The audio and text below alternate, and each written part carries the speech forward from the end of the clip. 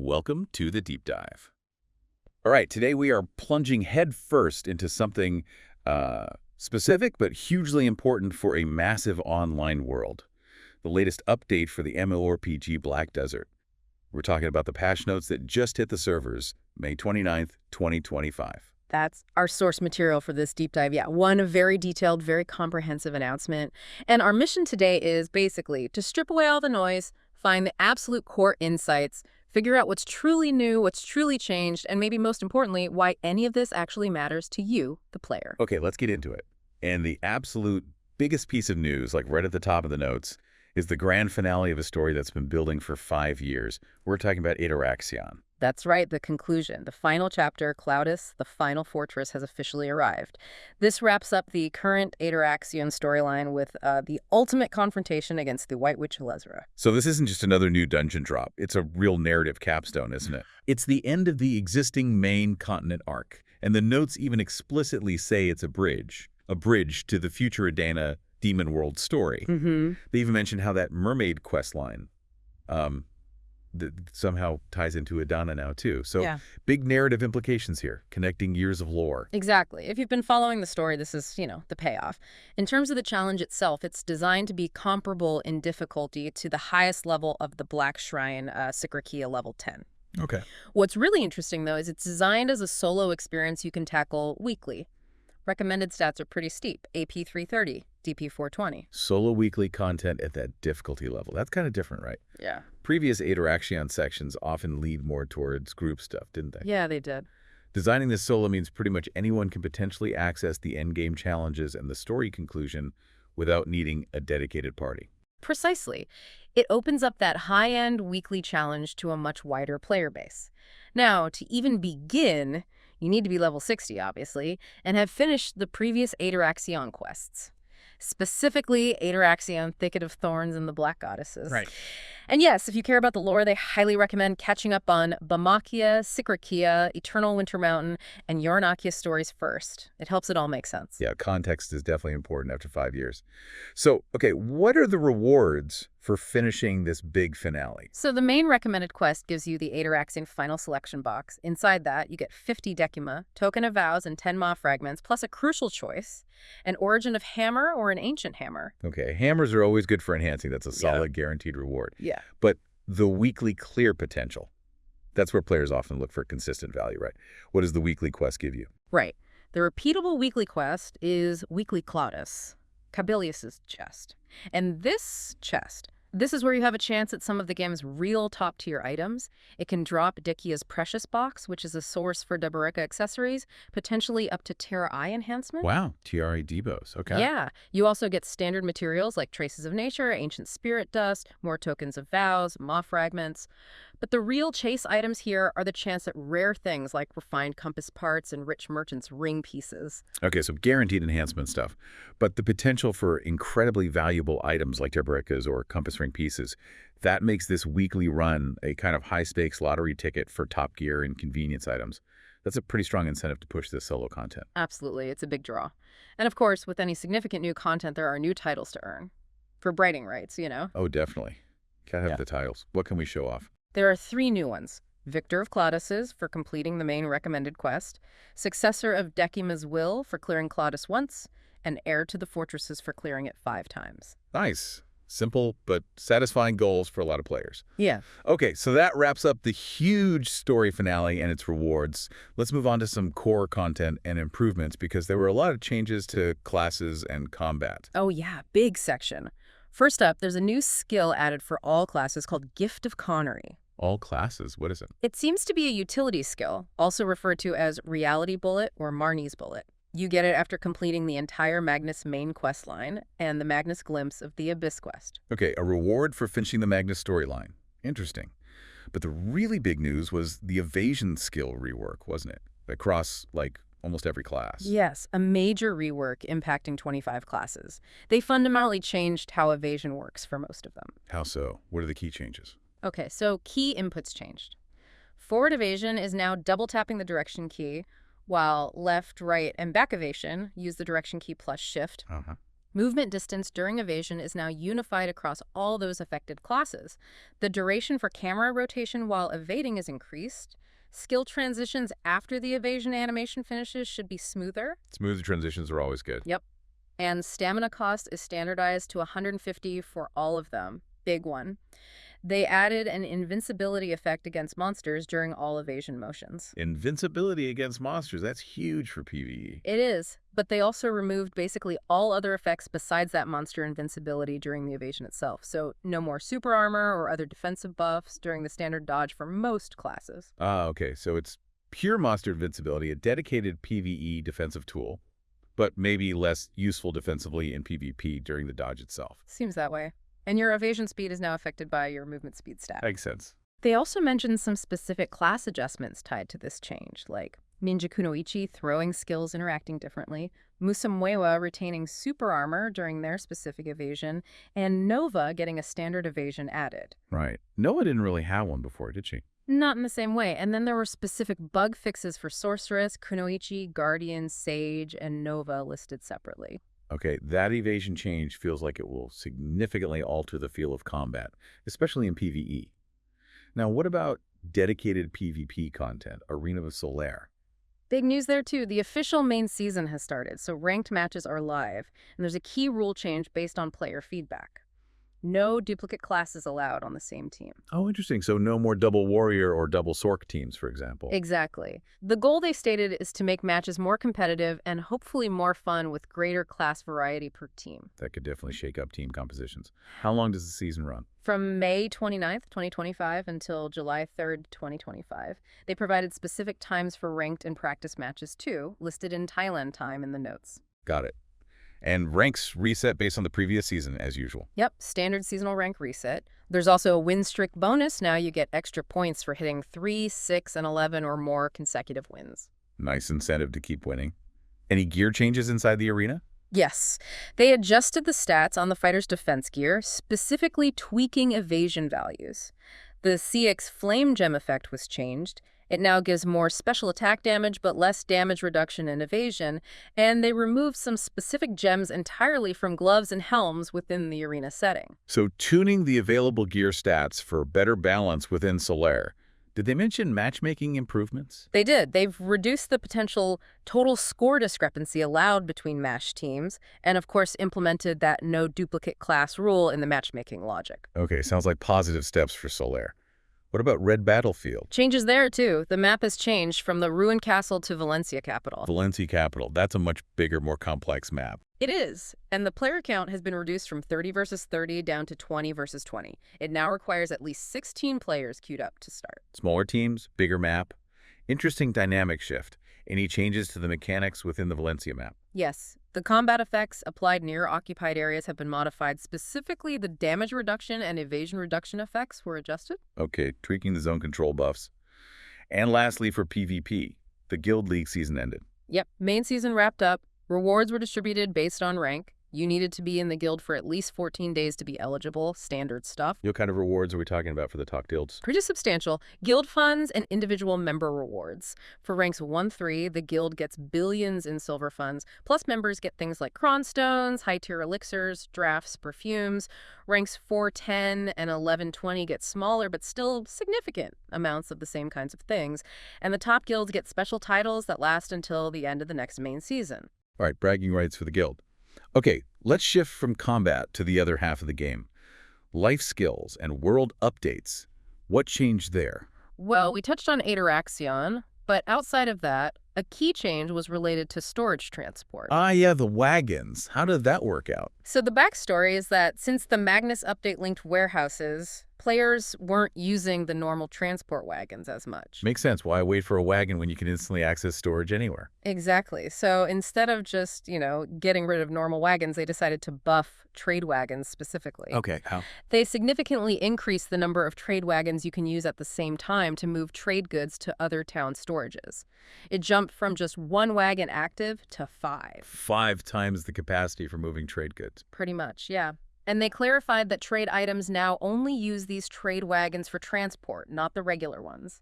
The UI for the trade wagon inventory was also cleaned up to only show transportable trade items. So if you're still engaging with the traditional trading system, buying goods in one town and moving them elsewhere, this is a massive efficiency boost. Lets you move 5 times the volume simultaneously. It definitely seems aimed at making that system more viable or competitive compared to just using Magnus for everything, at least for actual trade packs. Interesting. Okay, moving out to sea. Marguria's lost items got an update. Yeah, the rumor, as the notes put it, was of valuable items washing up. So they've improved the potential contents of those lost items of Margoria boxes you find floating around. The big change is that some now require a gold key to open, and these contain significantly more valuable rewards. Better loot, but I thought I saw something about them being harder to find. We did. The overall spawn rate of these lost items has been cut dramatically by 75%. 75% less often. Yeah, so you'll find them much less frequently, but the potential payout when you do, especially if you have a gold key for the right box, is much higher now. Okay, so higher rarity, higher potential reward. What kind of significantly more valuable stuff can you get from a gold key box? Well, beyond the usual stuff like telescope parts, coral bits, gems you might get from a silver key box, the gold key ones have a better chance at those. Plus, they specifically highlighted some potential big ticket items, things like the Crow Merchant's telescope, which NPCs buy for 2 billion silver. 2 billion, wow. Yeah. And Twilight Sea Coral for 1.5 billion, Ocean Melody Conch also 1.5 billion, Silver Moon Pearl for 1.2 billion, Blue Deep Sea Jewel for 1 billion. Yeah. These are items you can sell directly to specific NPCs for huge amounts of silver. Holy cow. Finding just one of those with a gold key could instantly fund major gear upgrades or other projects. Yeah. That completely changes the value proposition of exploring Margoria and maybe investing in gold keys. Well, it definitely adds a serious potential jackpot to ocean exploration. Also, out at sea, the sea crocodile habitat was adjusted. What happened there? They just increased the number of sea crocodiles and expanded their territory a bit. Does that push anything else out? Yeah, as a result, 9 sharks and the blackfin toothfish won't spawn in that specific area anymore, sort of consolidating the spawns. Got it. Okay, back to land. Hunting and gathering spots got some quality of life tweaks. The developers said they were targeting, like, small annoyances. For instance, you can't keep clicking on suspicious boxes from buried traces after you've already looted them. Oh, good. And they removed those really annoying grass beetles from the Noxian hunting area. Oh, thank goodness. Those things were the worst when you were trying to hunt. Right. Super disruptive. They also moved some other non-hunting mobs around in Noxian and got rid of bee swarms near ash forest hunting spots in Kamasilvia. Small changes, but big impact on the flow of hunting in those areas. Excellent. Anything for gathering? Yep, a direct buff. The drop rate of ancient wild ginseng was increased by 50%. Nice. Now, here's one that might ruffle some feathers. Wild horse spawns. Yeah, this is a potentially controversial one because training has become a very profitable life skill lately. Right, high-tier horses sell for a lot, or are needed for other things like racing or dream horses. Exactly. So they've reduced the spawn rate of Tier 7 and Tier 8 wild horses by 50%. 50%. That's a significant cut. It is. The notes even acknowledge it might be disappointing for trainers, but state it was necessary for game economy balance. It feels like a direct lever pull to reduce the supply of high-tier horses entering the market, likely to curb the silver per hour from training compared to other life skills. It's a clear rebalancing move. Seems like it. It will definitely impact players relying on horse training for income, but there is a positive flip side for dedicated trainers. Wow. What's that? They added a new permanent item for taming. A permanent rope. Really? Yep, it's called the Eternal Fleeting Boundless Chase Rope. It's a permanent taming rope. How do you get it? High mastery required. You need Artisan 1 or higher in training mastery, and you have to complete some specific promotion quests first.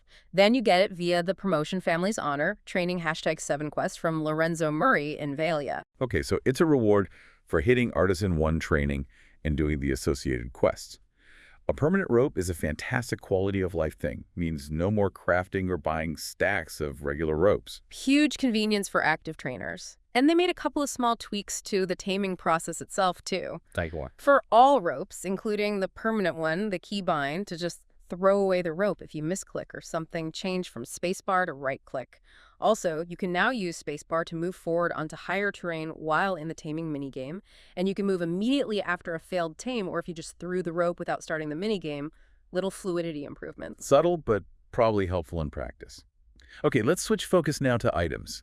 There's a new system for hunting buffs that sounds interesting, like a convenience upgrade. It really is. This is about making the buffs you get from hunting furniture easier to use. They've introduced new consumable items called Beast's Blessing, 5 different types. Consumables.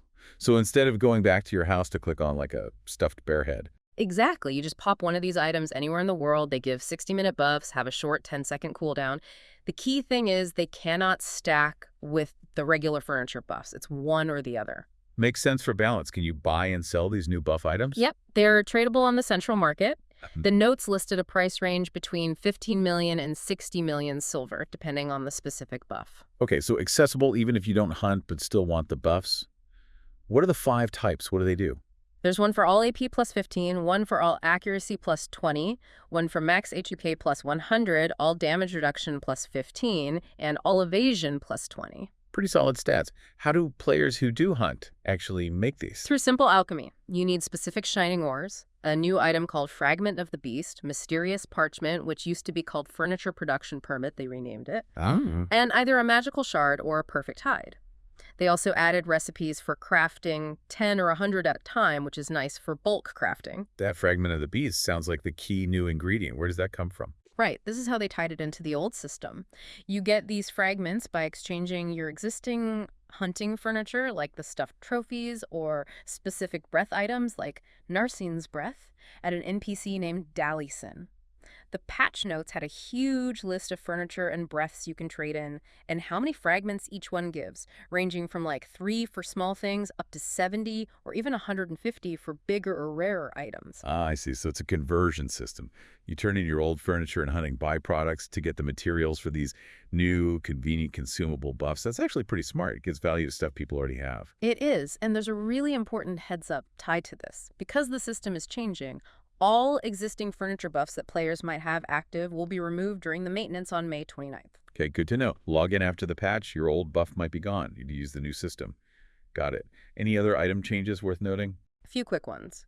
The Weasel Ornament's central market base price was increased from 500k up to 1 million silver, and a big quality of life win. They added a very long list of items, mostly event potions, foods, specific elixirs, that can now finally be used with the fairy's Great Palm skill. Oh, that's fantastic. The fairy auto-use skill, making it work with more stuff, is always welcome. Less clicking. Yeah, makes that fairy skill way more versatile.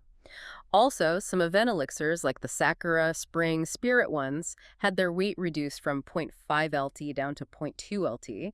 Saves a bit of inventory weight. Nice. And finally, they clarified and fixed the usage restriction on Laffy Bed Mountain's upgraded spyglass.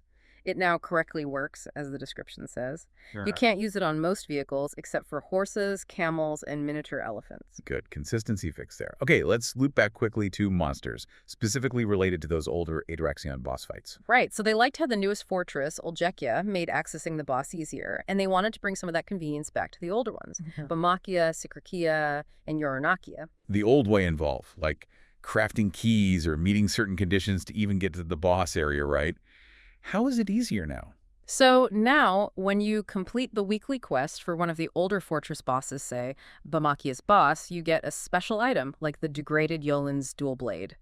If you have this item in your inventory, you can talk to a specific NPC, the Urfta's Gate, in that fortress's garden area, Right. and it will immediately teleport you directly to the boss preparation area of the next fortress in the sequence. Wait, really? So finish Bamakia weekly, get the item, talk to the gate in Bamakia's garden, and boom, you're instantly at the Sikrakia boss staging zone. Exactly. That saves a ton of travel time and hassle between the weekly runs.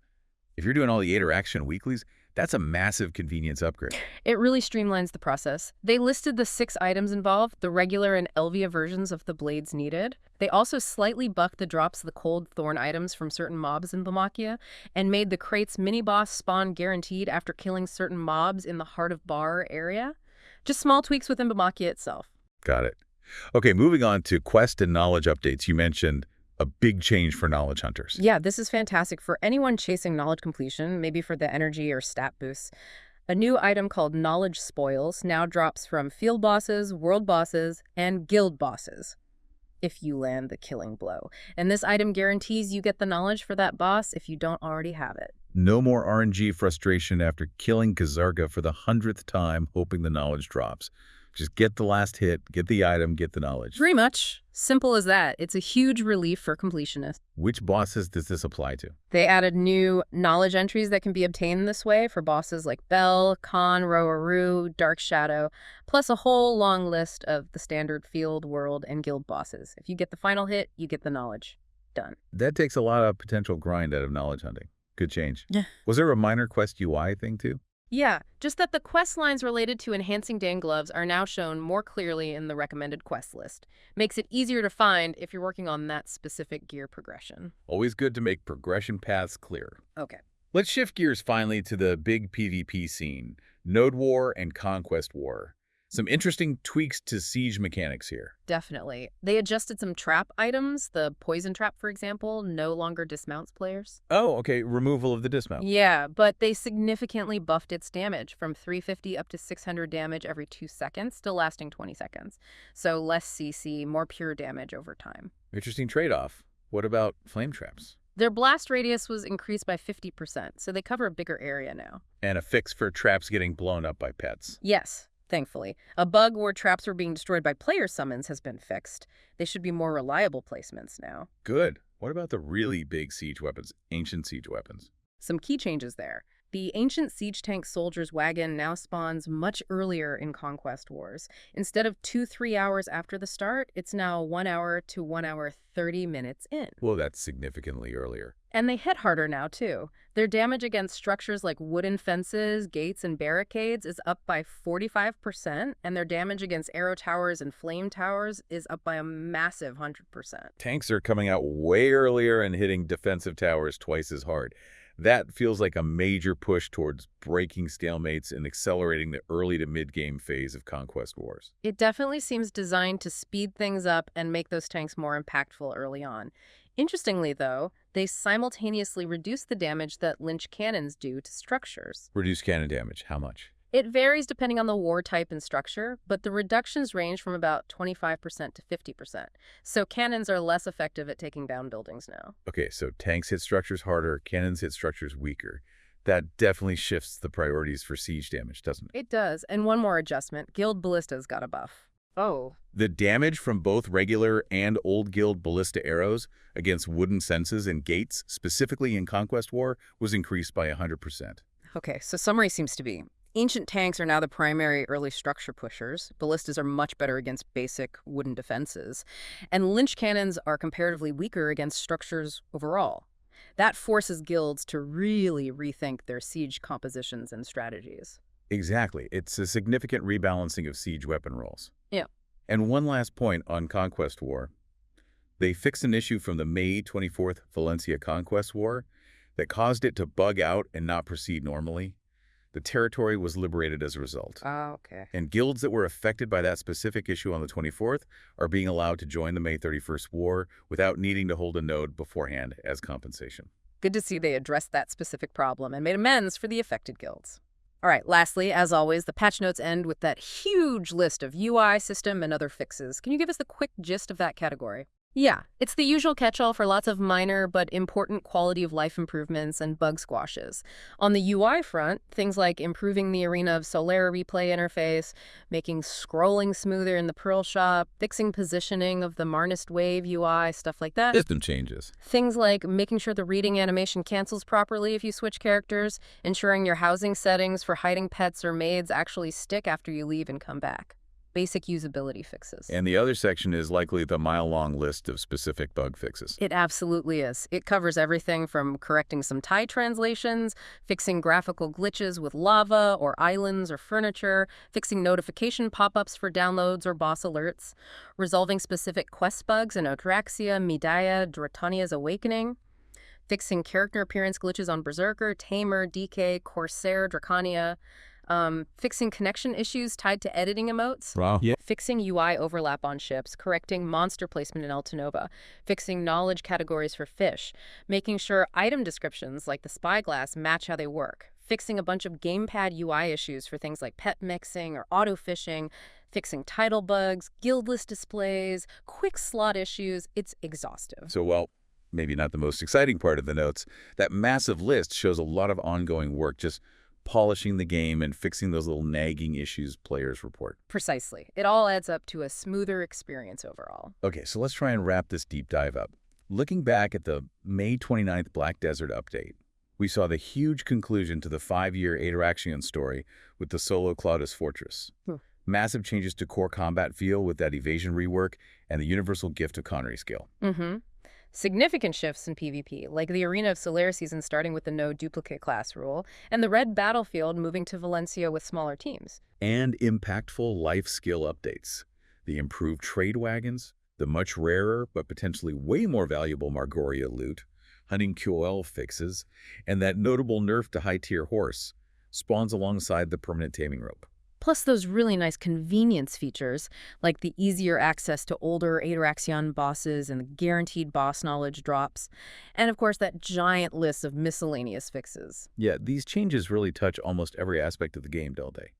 They reshape how combat feels, adjust how you make silver or progress through endgame content and life skills, and definitely change the strategy for large-scale PvP. It's pretty comprehensive. It's fascinating, really, to see one update deliver a major narrative conclusion while simultaneously tweaking systems that are fundamental to how you play moment to moment, rebalancing the economy and player activities, and adding quality of life stuff. Yeah, the source material definitely shows a game that's constantly iterating, pushing its story forward while refining pretty much everything else. It really does. And it kind of leaves you wondering, doesn't it? With this major storyline wrapping up and so many core systems getting adjusted, what new possibilities, what new challenges does an update this massive really unlock? Not just in the gameplay systems we talked about, but, for the future direction and the whole feel of this huge world you're playing in.